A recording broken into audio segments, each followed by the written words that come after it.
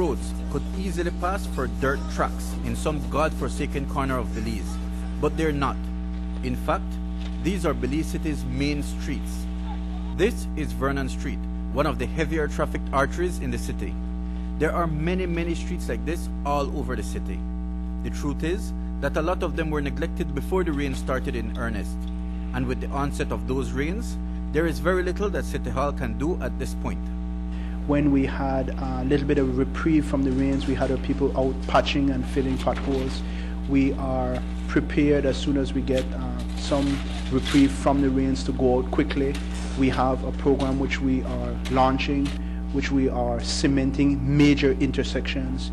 We are going to very shortly launch a drainage project, which the Prime Minister had committed $2.5 million, which is going to be spent purely on drainage. All of the drainage works have already been identified. We already have costings for all the works.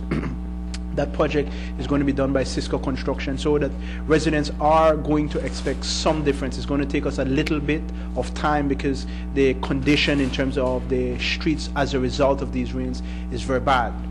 While Mayor Darrell Bradley remains focused on projects in the works, there are those who would call it wearing blinders, because while he talks about $2.5 million drainage works, the streets are literally falling to pieces. Central American Boulevard is one of the streets which has been neglected for a long time. There have been promises to pave it in 2 successive election campaigns, but it hasn't even been maintained. Truthfully, the boulevard is central government responsibility and not City Hall's. But that hardly matters at this point. Neither does the jurisdiction on this stretch of the Northern Highway, or what used to be a highway. Now, it's little more than a pothole-riddled track.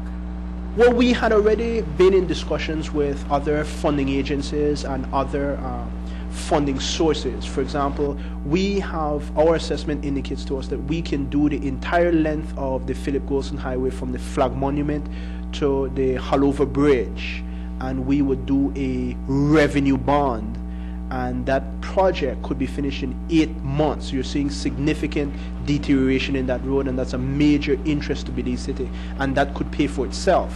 We are also in coordination with the central government, the Ministry of Finance, to fund another wave of infrastructure early in next year.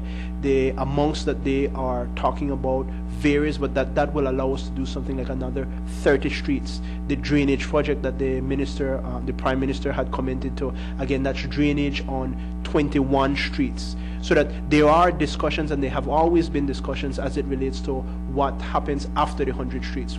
100 streets cemented, 30 more in the works, a $2.5 million drainage project, 17 streets to be upgraded.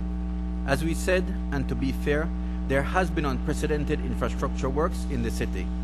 The City Council is coming into its tax season, so that we will collect trade and property taxes trade license come the 1st of January. We expect that we will earmark some of those funds, at least $1 million, to be able to tackle some of the streets again. It will not be cemented streets. We could get more in terms of just ripping, grading, and compacting. We are rolling out a project in relation to 17 streets again, ripping, grading, compacting. All of those are in the south side, so that we have many projects going on. We realize that there is substantial need in the city, but we're doing the best we can. But with all that, nobody's smiling. And who can blame them?